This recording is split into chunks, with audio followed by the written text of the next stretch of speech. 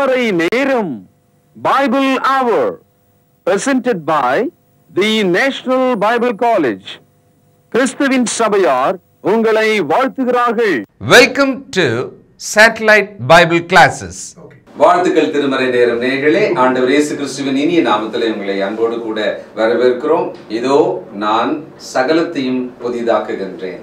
Behold, I make all things new.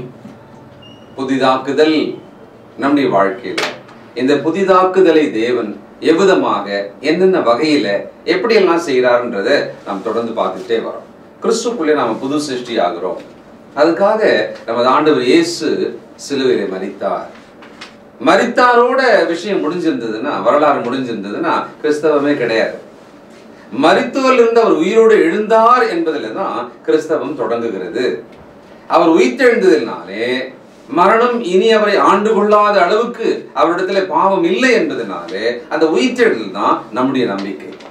அவருடைய உயிர்த்தெழுதல் தான் நம்முடைய புதிதாகுதலுக்கான அடித்தளம். அவர் உயிர்த்தெழுந்ததினாலே நாம் இன்றைக்கு ஒரு புது சிருஷ்டியாக இருக்கிறோம். பாருங்க, இயேசு கிறிஸ்துனுடைய உயிர்த்தெழுதல் கிறிஸ்தவத்தினுடைய அச்சாணி போல. அப்படி இல்லைன்னா கிறிஸ்தவம் என்பது கிடையாது. உயிர்த்தெழுதல் இல்லாவிட்டால் கிறிஸ்துவோ கிறிஸ்துவனுடைய சுவிசேஷமோ கிறிஸ்தவமோ இல்லையே. பவுல் ரொம்ப தெளிவா சொல்றார். இயேசு கிறிஸ்து உயிர்த்தெழுந்தார். அடுத்தது அவரிடத்திலே சகல அதிகாரம், எங்கெங்க வானத்திலும் பூமியிலும் சகல அதிகாரம் எனக்கு கொடுக்கப்பட்டிருக்கிறது. அவ்வளவு அதிகாரமுடையவராகிய இயேசு கிறிஸ்து நமக்கு ஒரு வாய்ப்பு கொடுக்கிறார். என்னன்னா, என் நாமத்தினாலே அப்படின்னா என்ன? அவருடைய அதிகாரத்தை நீங்கள் பயன்படுத்தி, அவருடைய அதிகாரத்தை நாம பயன்படுத்திக்கலாம்.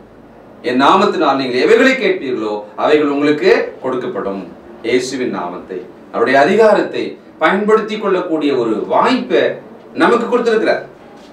அடுத்தது, நாம் தேவனுடைய பிள்ளைகள் ஆகிறோம் பார்த்தீங்களா? அதை பற்றி வசனம் சொல்வது யோவான் 1:14. நாம் அவருடைய பிள்ளைகளாகும்படியான அதிகாரத்தை பெற்றிருக்கிறோம். ஒரு புதிய கிறிஸ்துக்குள்ளான வாழ்க்கையில தேவன் நமக்கு கொடுக்கிற ஆசீர்வாதங்கள் இந்த உலகத்துல எங்கும் கிடைக்காது, யாருமே கொடுக்க முடியாத புதிய ஆசீர்வாதங்களை அவர் கொடுக்கிறார். தொடர்ந்து இந்த வசனங்களாலே நீங்கள் உணர்வடைய வேண்டும். உங்கள் உள்ளத்துக்குள்ளே ஒரு புதிய விசுவாசம் உண்டாக வேண்டும். தேவனுக்கு கீழ்ப்படியத்தக்கதான விசுவாசம் உண்டாக வேண்டும். முழு குடும்பமாக இந்த சத்தியத்துக்கு நீங்கள் கீழ்ப்படிய வேண்டும். அதான் எங்களுடைய ஜெபம், அதான் எங்களுடைய வேண்டுதல். செய்திக்கு போலாங்களா? இந்த நாளில் நம்முடைய செய்தியாளர் தேசிய வேதாகம கல்லூரியினுடைய கல்வித்துறை தலைவர் டாக்டர் பீட்டர் சாலமன் ஐயா அவர்கள். வணக்கம் திருமறை நேர நேயர்களே, உங்கள் அனைவருக்கும் என்னுடைய நெஞ்சார்ந்த புதிய நாள் வாழ்த்துக்கள். நாம் தொடர்ந்து வெளிப்படுத்தல் புத்தகத்தில் எல்லாவற்றையும் புதிதாக்குகிறேன் என்ற தலைப்பில் வெளிப்படுத்தல் புத்தகத்திலிருந்து சில சத்தியங்களை நாம் படித்து வருகிறோம். அந்த வகையில் இன்றைக்கு வெளிப்படுத்தல் 1வது அதிகாரம் 18வது வசனம் ரொம்ப முக்கியமான ஒரு வசனம் கூட. அதாவது, இயேசு கிறிஸ்து மனிதனாக வந்து 33வது ஆண்டில கொல்கதா மேட்டில அவர் சிலுவையிலே மரித்தார். வேத வாக்கியங்களின்படி அவர் அடக்கம் பண்ணப்பட்டார். வேத வாக்கியங்களின்படி 3வது நாள்ல மரித்தோரிலிருந்து எழுந்தார். சகோதரர்களே, இந்த பைபிள் முழுக்க பழைய ஏற்பாட்டிலும் சரி புதிய ஏற்பாட்டிலும் சரி செத்தவர்கள் உயிரோடு எழுப்பப்பட்டிருக்காங்க. ஒரு சிலர் அது தேவனுடைய நாமத்திற்கு மகிமையாக. குறிப்பாக புதிய ஏற்பாட்டு காலத்தில் ஒரு சிறிய பெண், ஒரு 12 வயது உள்ள ஒரு பெண், இந்த பெண்ணை இயேசு கிறிஸ்து தலித்தாகுமி என்று சொல்லி உயிரோடு எழுப்பினார். அதே போல நாயனூர் விதவினுடைய மகன், அவன் பிரேதமாக அவனை கொண்டு போகும்போது வழியிலே கண்ட அவர் பாடையை தொட்டு அவனை உயிரோடு எழுப்பினார். மார்த்தாள் மரியாள் என்பவனுடைய சகோதரன் லாசர் என்பவர், இவர்கள் பெத்தானியாவில் இருக்கிறாங்க. லாசர் இறந்து 4 நாளாயிற்று. இயேசு அவனை உயிரோடு எழுப்பினார். இந்த 3 சம்பவங்களும் யோவான் சுவிசேஷத்தில் இதே எழுத்தாளர் எழுதியிருக்கிறார். காரணம், வெளிப்படுத்தல எழுதினவரும் அதே யோவான் தான். இப்போ உயிரோடு எழுப்பப்பட்டவங்க எப்பொழுதும் உயிரோடு இருக்காங்களா? சரீரத்தில் உயிரோடு எழுப்பப்பட்டவங்க ஒரு 10 ஆண்டோ ஒரு 15 ஆண்டுகளோ அவர்கள் வாழ்வதற்கான அதிக உரிமையை பெற்றுக்கொண்டார்கள். அவ்வளவுதான். எப்படி எசேக்கியா ராஜாவுக்கு 15 ஆண்டுகளை கர்த்தர் கூட்டி கொடுத்தாரோ அதுபோல அவர்கள் சரீர வாழ்க்கை கூட்டி கொடுக்கப்பட்டது. ஆகவே அந்த சிறு பெண்ணாலும் சரி, 400 விதவின் மகனானாலும் சரி, லாசருவா இருந்தாலும் சரி, அவர்கள் அடுத்த ஒரு காலகட்டத்தில் மரித்து விட்டார்கள். உயிரோடு எழுந்தாங்க, மறுபடியும் மரிச்சிட்டாங்க. ஆனா இயேசு கிறிஸ்து மரித்தோரில் எழுந்தார் இல்லையா, அதுக்கு பிறகு அவர் மரித்தாரா? இங்கதான் ஒரு பெரிய சிக்கல். இங்கதான் இஸ்லாமியர்கள் கிறிஸ்துவத்தை விட்டு தூரமா போயிட்டாங்க. இந்த செய்தியை புரிந்து கொள்ள முடியாம தான் சகல விக்கிரக வழிபாடுகளை செய்கிறவர்கள் தவிக்கிறாங்க. மரித்தோரிலிருந்து எழுந்த இயேசு இனி மரியாமல் இருக்கிறார். அவர் மரித்தார், உயிர்த்தார், என்றென்றும் வாழ்ந்து கொண்டே இருக்கிறார். இதுதான் புதிய ஏற்பாட்டினுடைய அச்சாணியாக இருக்கக்கூடிய ஒரு உபதேசம். வெளிப்படுத்தல் 1 அதிகாரம் 18வது வசனம், பக்கம் 334. மரித்தேன், ஆனாலும் இதோ சதா காலங்களிலும் உயிரோடு இருக்கிறேன். சதா காலங்கள் என்று சொன்னால் எவர்லாஸ்டிங். மரித்தேன், ஆனாலும் சதா காலங்களிலும் உயிரோடு இருக்கிறேன். ஆமென். நான் மரணத்துக்கும் பாதாளத்துக்கும் உள்ள திறவுகோல்களை உடையவராக இருக்கிறேன். சகோதரர்களே, இதை நீங்கள் புரிந்து கொண்டால் உங்கள் கிறிஸ்தவ வாழ்க்கை ஆனந்த பாக்கியத்தை பெற்றுக்கொள்ளும். நீங்கள் சந்தோஷத்தாலே உங்கள் ரட்சிப்புக்குள்ளே துள்ளி குதிப்பீர்கள். காரணம் என்னன்னா, நாம் விசுவாசிக்கிற நமது ஆண்டவர் மரித்தோர்ந்து எழுந்தார் என்ற ஒரு தகவலோடு நிற்காம, அவர் என்றென்றும் மறியாமல் இருக்கும்படி சதா காலங்களுக்காகவும் உயிரோடு எழுப்பப்பட்டிருக்கிறார். He was dead and alive eternally. அவர் எப்பொழுதும் உயிரோடு இருக்கிறவராக இருக்கிறார். இதுதான் கிறிஸ்துவ மார்க்கத்தினுடைய மூல உபதேசம். ரோமருக்கு எழுதிய நிருபம் 6வது அதிகாரம் 9வது வசனம். கையில பேனா இருக்குமானால் அடிக்கோட்டிடுங்கள். மரித்தோரிலிருந்து எழுந்த கிறிஸ்து, நல்லா கவனிங்க, மரித்தோரிலிருந்து எழுந்த கிறிஸ்து, இப்பொழுது அடிக்கோட்டிடுங்கள், இனி மரிப்பதில்லை என்று அறிந்திருக்கிறோம். இனி மரிப்பதில்லை என்று அறிந்திருக்கிறோம். அடுத்தது கவனிங்க, அடிக்கோட்டிடுங்கள், மரணம் இனி அவரை ஆண்டு கொள்வதில்லை. Death never reign over him. He was resurrected and lives eternally. ஆகவே மரித்தோரிலிருந்து எழுந்த கிறிஸ்து இனி மரிப்பதில்லை என்று அறிந்திருக்கிறோம். மரணம் இனி அவரை ஆண்டு கொள்வதில்லை. அதனாலதான் இந்த இயேசு கிறிஸ்து மரணத்தின் மீதும் பாதாளத்தின் மீதும் அதிகாரமுடையவராக இருக்கிறார். எப்பொழுதும் அவர் உயிரோடு இருக்கிறவராக இருக்கிறதுனாலே மரணமும் பாதாளமும் அவருடைய கையின் கரத்தின் கீழே வந்து விட்டது. மரணத்தின் மீது அவருக்கு அதிகாரம் வந்து விட்டது. எபிரேயர் 2ஆம் அதிகாரத்தில் ஒரு தகவலை நீங்கள் பாருங்கள். 14வது வசனம், பக்கம் 299. ஆதலால் பிள்ளைகள், பிள்ளைகள் என்பது உங்களை என்னையும் குறிக்கிறது. ஆதலால் பிள்ளைகள் மாம்சத்தையும் இரத்தத்தையும் உடையவர்களாக இருக்க, அவரும், அவர் என்ற இந்த வார்த்தை இயேசுவை குறிக்கிறது, அவரும் அவர்களைப் போல, உங்களைப் போல, என்னைப் போல மாம்சத்தையும் இரத்தத்தையும் உடையவரானார். இப்பொழுது பேரான அடிக்கோட்டிடுங்கள், மரணத்துக்கு அதிகாரியாகிய பிசாசானவனை தமது மரணத்தினாலே அழிக்கும்படிக்கு, ஜீவகாலம் எல்லாம் மரண பயத்தினாலே அடிமைதனத்துக்குள்ளானவர்கள் யாவரையும் விடுதலை பண்ணும்படிக்கும் அப்படியானார். மரணத்தின் மீது அதிகாரம், சாத்தானின் மீது அதிகாரம், இந்த இரண்டையும் இயேசு தன்னுடைய உயிர்த்தெழுதல் வழியாக பெற்றுக்கொண்டார். Jesus has authority over death and over Satan. காரணம் என்னன்னா, ஆதியில ஆதாம் முதற்கொண்டு மரணத்துக்குட்பட்ட யாவருடைய மரணமும் அதனுடைய அதிகாரமும் சாத்தான் கையில் இருந்தது. இயேசு சிலுவையிலே மரித்த போது மரணத்தின் அதிகாரத்தையும் மரணத்தின் மீது அதிகாரியாக இருந்த சாத்தானையும் தன்னுடைய கரத்தின் கீழே கொண்டு வந்தார். அவருடைய அதிகாரத்துக்கு இப்பொழுது உட்கொடுக்கப்பட்டு விட்டது. சகோதரர்களே, நாம் நிறைய பூட்டுகளை உபயோகிக்கிறோம். பெரிய பூட்டுகள், குறிப்பா சொல்லுவாங்க திண்டுக்கல் பூட்டுன்னு சொல்லுவாங்க. பூட்டுகள் பலவிதமா இருக்கு. சாவி போட்டு அல்லது எண்களை திருப்பி, சில பூட்டுகள் நான் பார்த்துருக்கேன் நம்முடைய நகை சைஸுக்கு இருக்கும். அவ்வளவு சின்ன பூட்டுலாம் கூட இருக்கு. ஆனா ஆரம்ப காலத்துல மனிதர்கள் பூட்டை தயார் செய்த போது அதை ஒரு ஆள் தூக்க முடியாது. அதாவது ஒரு பெரிய ராஜா தன்னுடைய கோட்டை வாசலுக்கு அப்படிப்பட்ட ஒரு பூட்டை பொருத்துவான். அந்த பூட்டை திறக்கணும் மூடணும்னு சொன்னா கையில ஒரு ஆள் சாவியை கொண்டு போக முடியாது. ஒரு 4 பேர் சேர்ந்து தோல்ல தூக்கி போக வேண்டிய நிலைமையில் இருக்கும். அவ்வளவு பெரிய சாவி அது. அந்த சாவியை வச்சு திருகுனா தான் பூட்டு திறக்கும். திருகுனா தான் அந்த பூட்டு பூட்டிக்கொள்ளும். அந்த கதவுகள் ஏறக்குறைய 12 அடி உயரம், 15 அடி உயரத்தில் இருக்கும். யானைகள் வந்து தலையில முட்டினால் கூட கதவையும் பூட்டையும் உடைத்தள்ள முடியாது. அவ்வளவு கடினமா இருக்கும். சகோதரர்களே, இந்த சாவி என்ற சொல்லுக்கு எவ்வளவு அர்த்தம் இருக்குன்னு பாத்தீங்களா?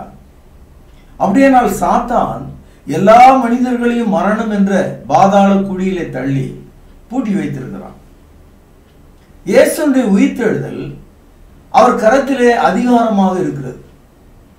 அந்த அதிகாரம் மரணத்துக்குட்பட்டவர்களை விடுதலை செய்யும்படியான ஒரு சாவியை போல இருக்கிறது. ஏசாயா தீர்க்கதரிசன புத்தகம் 22வது அதிகாரம். இது ஒரு தீர்க்க தரிசனம். 22ஆம் வசனம். தாவீதினுடைய வீட்டின் திறவுகோலை அவன் தோளின் மேல் வைப்பேன்.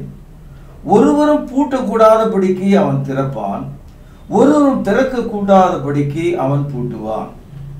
இது ஒரு தீர்க்க தரிசனம். இயேசு கிறிஸ்து சிலுவிலே மரிப்பதற்கு முன்பு 750 ஆண்டுகளுக்கு முன்பு ஏசாயா என்ற ஒரு தீர்க்கதரிசி இதை சொல்கிறார். நம்ம எல்லாருக்கும் தெரியும், இயேசு கிறிஸ்து தாவீதினுடைய வாரிசாக குடும்பத்திலே பிறந்தார். அதனாலதான் தாவீதினுடைய வீட்டின் திறவுகோலை அவன் தோளில் வைப்பேன். நான் ஏற்கனவே உங்களுக்கு சொன்னேன், அந்த காலத்துல சாவி, அந்த திறவுகோல் ஒரு கையில எடுக்கிற அளவுக்கு இல்லாம தோல்ல சுமக்கிற அளவில் இருந்தது. இந்த தோல் என்ற வார்த்தை நம்முடைய நிஜமான தோளையும் குறிக்கும், மாபெரும் அதிகாரத்தையும் குறிக்கும். இயேசு கிறிஸ்துவை குறித்து ஏசாயா 9ஆம் அதிகாரம் 6ஆம் வசனத்திலே இப்படி சொல்கிறார். நமக்கு ஒரு பாலகன் பிறந்தார், நமக்கு ஒரு குமாரன் கொடுக்கப்பட்டார். பேனால் அடிக்கோடிடுங்கள். கர்த்தத்துவம் அவர் தோளின் மேல் இருக்கும். The government shall be on his shoulder. இந்த இடத்துல தோள் மேல் இருக்கும் அதிகாரம்.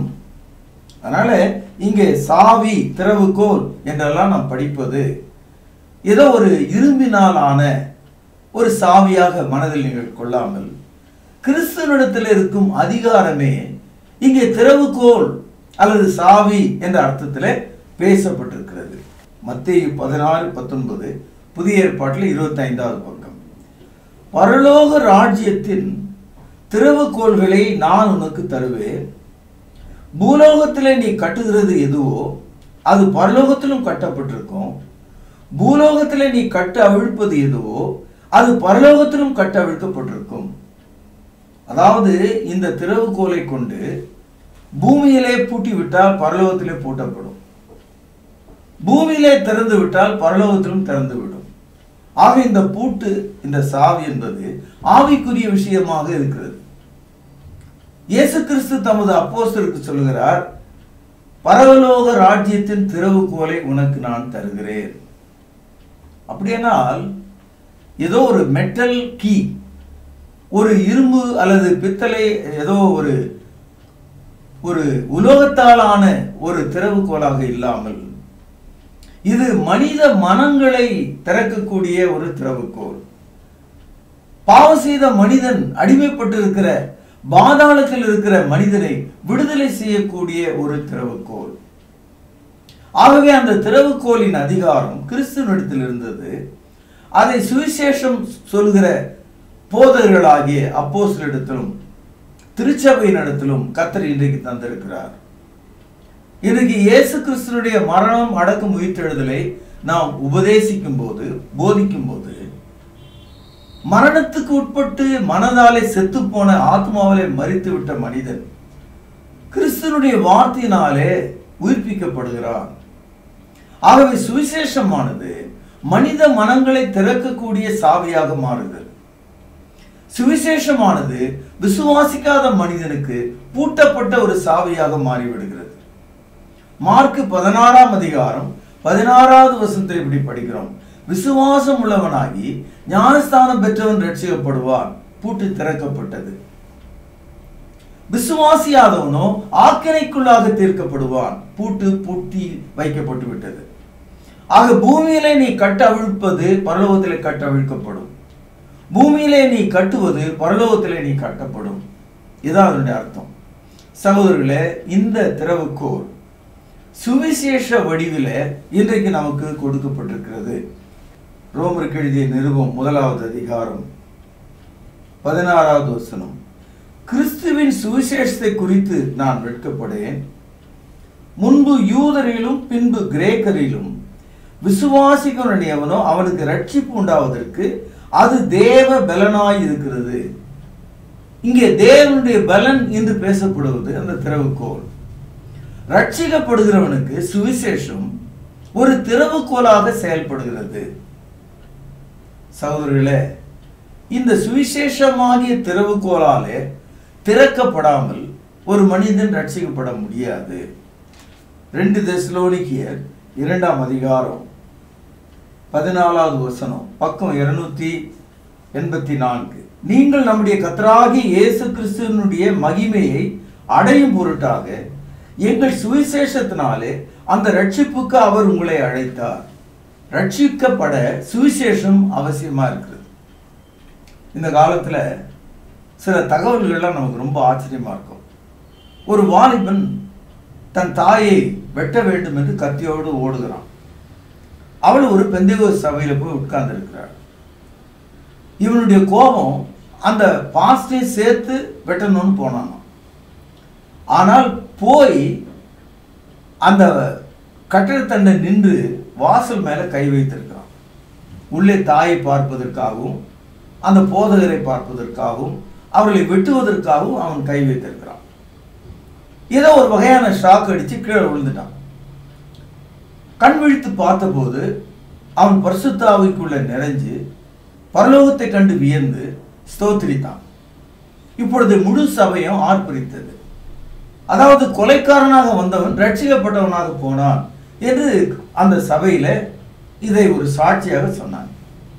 கேட்பதுக்கு ரொம்ப அருமையா இருக்கு, மகிழ்ச்சியா இருக்கு. இப்படியெல்லாம் நடக்குமான்னு கூட நம்ம யோசிப்போம். பெந்தேகோஸ்து சபைகளில் இப்படிப்பட்ட சாட்சியை தான் நீங்க கேட்க முடியும். ஒவ்வொரு போதகரும் அசால்ட்டாக, அதாவது நம்ம நினைக்க முடியாத அளவுக்கு ஆச்சரியமான தகவல்களை சொல்லுவாங்க. ஆனா புதிய ஏற்பாட்டு காலத்துல, அப்போஸ்தலர் வாழ்ந்த காலத்துல, ஆரம்ப திருச்சபையினுடைய வரலாற்றை நம்ம எடுத்து படிச்சோம்னா இந்த மாதிரி ஷாக் அடிச்சு கிறிஸ்தவனானவனோ, வெளிச்சம் பார்த்து கிறிஸ்தவனானவனோ, பல்லி சத்தம் கேட்டு ஒரு ஆள் கிறிஸ்தவனாக மாறினதாகவோ, அல்லது ஒரு கனவு கண்டு ஒரு ஆள் கிறிஸ்தவனாக மாறினதாகவோ, ஒரு கத்தி தூக்கி கொண்டு போன ஒரு ஆள் கிறிஸ்தவனானவனாகவோ நாம் படிக்கல. எல்லா மனிதர்களும் சுவிசேஷத்தை கேட்டு விசுவாசம் உள்ளவர்களாகி ஞானஸ்தானம் பெற்று ரட்சிக்கப்பட்டார்கள். மார்க் 16ஆம் அதிகாரம் 16ஆம் வசனத்துல கொஞ்சம் முன்ன உங்களுக்கு சொன்ன, விசுவாசம் உள்ளவனாகி ஞானஸ்தானம் பெற்றவன் ரட்சிக்கப்படுவான். மார்க் 16:16. முதல் சபை எருசலேமில் துவங்கும் போது அப்போஸ்தலர் நடபடிகள் 2:37 இருதயத்தில் குத்தப்பட்ட அந்த மக்கள், அந்த திறவுகோலால் திறக்கப்பட்ட அந்த இருதயங்கள், சகோதரர்களே நாங்கள் ரட்சிக்கப்பட என்ன செய்ய வேண்டும் என்று கேட்டார்கள். அப்பொழுது பேதுரு அவர்களுக்கு நீங்கள் மனம் திரும்பி ஞானஸ்தானம் பெற்றுக் கொள்ளுங்கள் என்று சொன்னான். ஆக ஞானஸ்தானத்தின் வழியாகத்தான் புதிய ஏற்பாடு காலத்துல மனிதர்கள் ரட்சிக்கப்பட்டிருக்காங்க. அப்போஸ்தலர் நடபடி 2ஆம் அதிகாரம், அப்போஸ்தலர் நடபடிகள் 8ஆம் அதிகாரம், அப்போஸ்தலர் நடபடிகள் 9வது அதிகாரம், 10வது அதிகாரம், 16ஆம் அதிகாரம், 18ஆம் அதிகாரம், 19ஆம் அதிகாரத்தை நீங்க படிச்சீங்கன்னா 9 இடங்கள்ல ஆண்களும் பெண்களும் வெவ்வேறு மொழி வெவ்வேறு தேசத்தாரும் எப்படி ரட்சிக்கப்பட்டாங்கன்னா ஞானஸ்தானத்தின் மூலமா தான் ரட்சிக்கப்பட்டிருக்காங்க. இதை கேட்கும் போது உங்களுக்கு தலை சுத்தலாம், ஆனால் அதான் உண்மை. நான் ஒன்று கேட்கிறேன், தலை சுத்தி இப்படி இல்லை அப்படி அப்படின்லாம் யோசிக்கிறீங்க இல்லையா? நான் ஒரு சின்ன கேள்வி கேட்கிறேன். நீங்க இந்த உலகத்துக்குள்ள எப்படி வந்தீங்க? நான் எப்படி இந்த உலகத்துக்குள்ள வந்தேன்? இன்னைக்கு இந்த உலகத்தில் இருக்கிற 700 கோடி மக்களும் எப்படி உலகத்துக்குள்ள வந்தாங்க? ஒரே ஒரு வழிதான்.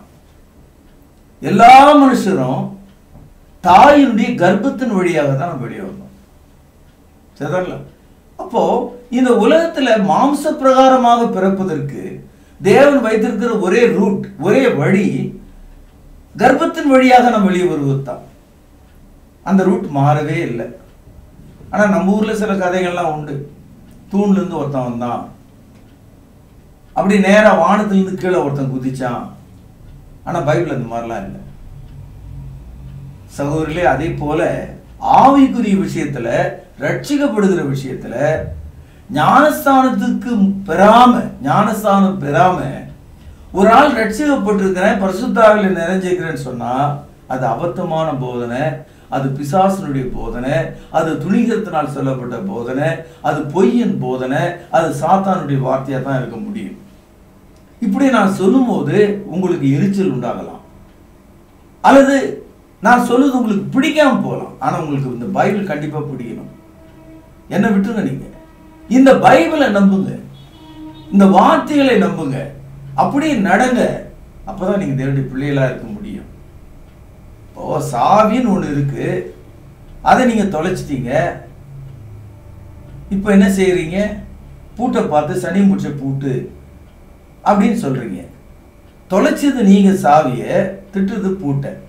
அது மாதிரி தேவனுடைய வார்த்தை தள்ளிவிட்டு நீங்கள் ரட்சிக்கப்படணும்னு நினைச்சீங்கன்னா, அல்லது வேற ஒண்ணு சொல்லணும்னு நினைச்சீங்கன்னா தப்பப்படும். நம்ம ஊர்ல திரைப்படங்கள்ல, நாடகங்கள்ல நிறைய காட்சிகளை நம்ம பார்க்கிறோம். இந்த வில்லன் என்ன பண்ணுவான்? தாய் தந்தையரை வீட்டுல உள்ள விட்டு பூட்டிடுவோம், அல்லது கதாநாயகியை பூட்டி விட்டுருவோம், சாவி தூக்கி எங்கன்னா போட்டு போயிடுவோம். அவனுடைய நோக்கம் என்னன்னா, இந்த வீடு எரியும் போது அதோட எரிஞ்சு அவங்க சாகணும், இவ திருமணம் இல்லாமல் போகணும். அநேகர் பூட்டி சாவி எரிந்து விடுவதை பார்க்கிறோம். அநேகர் சாவியை மறந்து விடுவதை பார்க்கிறோம். வீட்டில் தினமும் வர பிரச்சனையில் ஒன்று, வேலைக்கு போகிற நேரத்தில் அந்த சாவி காணணும்னு தேடுறது தான். வீடே முழுக்க தேடுவாங்க, பிள்ளைங்க தேடுவாங்க, பெரியவங்க தேடுவாங்க, வேலைக்காரர்கள் தேடுவாங்க, சாவி மட்டும் கிடைக்காது. இல்லை, நமக்கு ஏற்பட்ட ஒரு அனுபவம் தான். அதே மாதிரி சாத்தானும் கூட ரட்சிக்கப்பட விரும்புகிற ஒரு மனிதனுக்கு ரட்சிப்பாகிய அந்த சாவியை மறைத்து விடுகிறான். அந்த சாவி மட்டும் உங்களுக்கு கிடைக்காது. அப்படி போனதுனால்தான் கிறிஸ்தவ மார்க்கம் 33ஆம் ஆண்டிலே துவங்கியது. கிறிஸ்தவ மதம் கத்தோலிக்கம், புராட்டஸ்டன்ட், பெந்தேகோஸ்து அமைப்புகள் என்று 2000 பிரிவுகளாக இருக்கிறது. இந்த 2000 பிரிவுகள் இருக்கிறவங்களுக்கும் அந்த சாவி இல்லை. அதனாலதான் அவங்களுடைய சொந்த உபதேசத்தின் கீழே, நம்பிக்கையின் கீழே, அவங்க யோசனையின்படி, அவங்களுக்கு கர்த்தர் கொடுத்த வெளிப்பாடுகளின்படி நாங்கள் கிறிஸ்தவர்கள் அமைப்புகளாக மாறினாங்க. சகோதரர்களே, தேவனுடைய வசனத்தை விட்டு விட்டு நீங்கள் விலகி போகக்கூடாது. கர்த்தருடைய வசனம் உங்கள் ஆத்துமாவை திறக்கக்கூடிய திறவுகோலாக இருக்கிறது. அதனால இந்த அருமையான காலையில நீங்கள் தெரிந்து கொள்ள வேண்டிய ஒரு வசனம் என்னன்னா, எப்போதும் இந்த கள்ள போதகர்கள் சத்தியத்தை படிக்க விடாம நம்மை தடுப்பாங்க. இப்போ நீங்க ஒரு சபைக்கு போறீங்க, இப்படியெல்லாம் ஒருத்தர் சொல்றாரு, இப்படியெல்லாம் வசனத்தை எடுத்து காட்டுறாருன்னு சொன்னா அவங்க என்ன செய்வாங்க நீங்க நினைக்கிறீங்க? முதல்ல உங்களுக்கு இந்த மாதிரி பைபிள்லாம் படிக்காதீங்க, அந்த மாதிரி செய்தியெல்லாம் கேட்காதீங்க, கர்த்தர் எங்கிட்ட நேரடியாக பேசியிருக்காரு, இப்படிதான் சொல்ல ஆரம்பிப்பாங்க.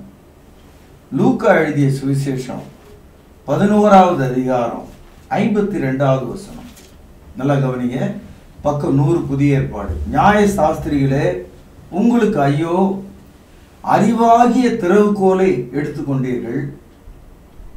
கவனிங்க, பேனால் அடிக்கொள்ளுங்கள். நீங்களும் உட்பிரவேசிக்கிறதில்லை, உட்பிரவேசிக்கிறவர்களையும் தடை பண்ணுகிறீர்கள் என்றார்.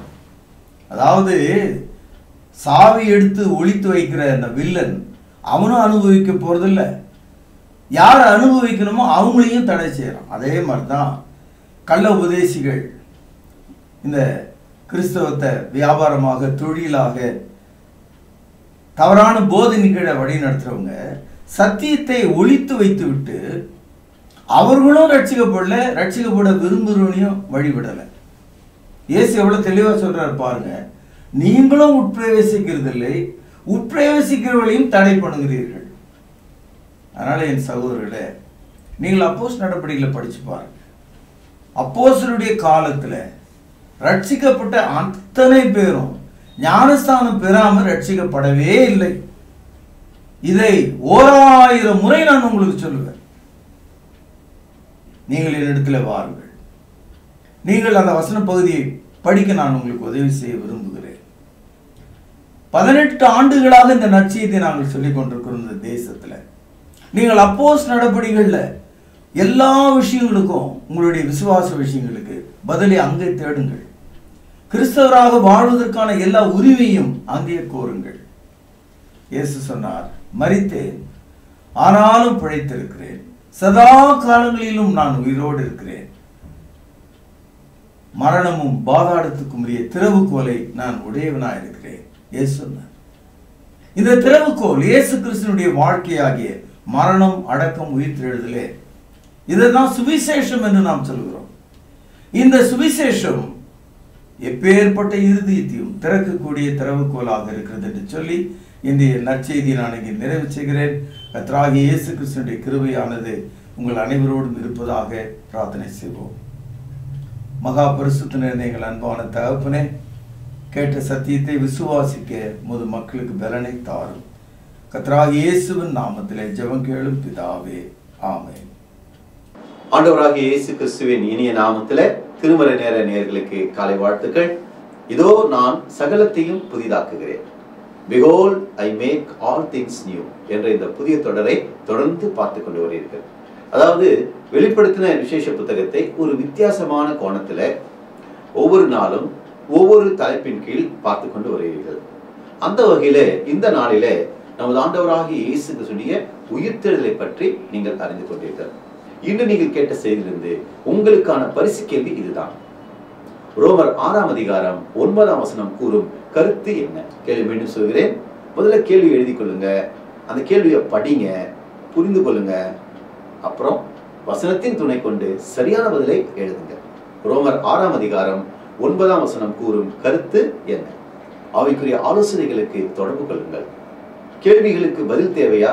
தொடர்பு கொள்ளுங்கள். இந்த நிகழ்ச்சியை பற்றிய நேரங்களை உங்கள் நண்பர்களுக்கும் உறவினர்களுக்கும் சபையிலே சந்திக்கிற மக்களுக்கும் தெரிவியுங்கள். கண்டிப்பாக தேவன் உங்களை ஆசீர்வதிப்பார். இந்த செய்தி உங்களுக்கு பிரயோஜனமாக இருக்கும் என்று நம்பி மீண்டும் இதே நேரம் இதே சேனலில் உங்களை சந்திக்கும் வரை கர்த்தராகிய இயேசு கிறிஸ்துவின் கிருபை உங்களோடும் உங்கள் குடும்பத்தாரோடும் இருப்பதாக என்று வாழ்த்துகிறோம். தொடர்பு கொள்ள வேண்டிய முகவரி: திருமறை நேரம், 58 சர்ச் தெரு, குமரன் நகர், சென்னை 6,82,000. தொலைபேசி எண் 0442550082. செல்போன் 9385500882. கர்த்தாவே, தேவர்களில் உமக்குப்பானவர் யார்? வானத்திலும் பூமியிலும் உமக்குப்பானவர் யார்? உமக்குப்பானவர் யார்? உமக்குப்பானவர் யார்? வானத்திலும் பூமியிலும் உமக்குப்பானவர் யார்? வானத்திலும் பூமியிலும் உமக்குப்பானவர் யார்?